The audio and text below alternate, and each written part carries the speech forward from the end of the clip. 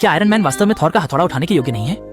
Thor ने यह साबित करने के लिए कि वह चुना हुआ है, दावा किया कि केवल वही थॉर का हथौड़ा उठा सकता है। और यह बात सुनते ही हॉकाई ने सबसे पहले असहमति जताई।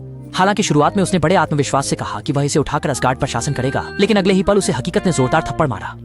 जब टोनी की बारी आई तो देखा गया कि उसने दोनों हाथों से कसकर पकड़ लिया और पूरी ताकत लगा दी, लेकिन वह हथौड़ा जरा भी नहीं हिला। इसलिए उसने स्टील के दस्ताने पहन ली और अपने अच्छे दोस्त रोड्स को भी बुला लिया। नतीजा ये हुआ कि सूट से धुआं निकलने लगा, लेकिन हथौड़ा फिर भी नहीं हिला, जिससे वहाँ मौजूद सभी लोग हैरान रह गए। और बैनर, जिसने एवेंजर्स 1 में कोशिश की थी, इस बार बस गुस्से में था।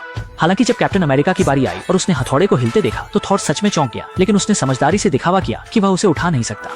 ये जानना जरूरी है कि कुछ लोग बाहर से तो विनम्र दिखते हैं, लेकिन अंदर ही अंदर उन्होंने ढाल के साथ मारने की कला में महारत हासिल कर ली होती है। तो जब सभी एवेंजर्स मजे कर रहे थे, तभी एक टूटी फूटी मशीन धीरे धीरे उनकी ओर बढ़ी और फिर उस मशीन ने एवेंजर्स पर हमला कर दिया। हथियार हाथ में होते ही थॉर ने तुरंत जवाबी हमला किया, लेकिन टोनी की किस्मत इतनी अच्छी नहीं थी। न केवल उसे जोर से उड़ा दिया गया, बल्कि रोड भी इस हमले से बच नहीं सका।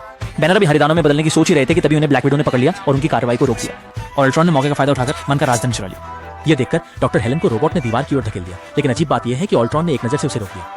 इसके बाद कैप्टन अमेरिका और थॉर ने मिलकर उस व्यक्ति को टुकड़े टुकड़े कर दिया, लेकिन टोनी गलती से रोबोट द्वारा आसमान में ले जाया गया। तब हॉकाई ने तुरंत स्थिति देखकर ढाल कैप्टन अमेरिका की ओर फेंकी और कैप्टन अमेरिका ने उसे पकड़कर पलटकर एक ऊर्जा किक मारी। देखते ही देखते मैदान में केवल अल्ट्रॉन ही बचा था, तो थॉर ने बिना कुछ कहे एक जोरदार वार किया, लेकिन सामने वाला तो बस एक बिना आत्मा का कंकाल था। असली अल्ट्रॉन तो पहले ही इंटरनेट के जरिए भाग चुका था। इसके बाद वो हाइड्रा के बेस पर आया, क्योंकि यहाँ बहुत सारे यांत्रिक अधूरे उत्पाद थे जो उसके लिए एक स्टील का शरीर बनाने के लिए उपयुक्त थे। और टोनी की तरफ, क्योंकि उसने अल्ट्रॉन की क्षमता देखी थी, जिसके कारण सभी एवेंजर्स डर में पड़ गए। हालांकि जब सभी लोग इस बार की हानि का विश्लेषण कर रहे थे, तभी टोनी ने अचानक से नकली वीज का असली रूप बुला लिया। सामने खड़े टुकड़े टुकड़े हुए कृत्रिम बुद्धिमत्ता को देखकर बैनर को विश्वास नहीं हुआ कि अल्ट्रॉन इतना सक्षम हो सकता है। और इसी समय थॉर भी गुस्से में आ गया और बिना कुछ कहे टोनी का गला पकड़ लिया, क्योंकि वह मानता था कि यह सब टोनी के अहंकार के कारण हुआ। हालांकि जब टोनी ने सुना कि उसके साथी ने उसकी इस तरह से प्रशंसा की, तो वह नाराज नहीं हुआ, बल्कि मजबूरी में मुस्कुरा दिया।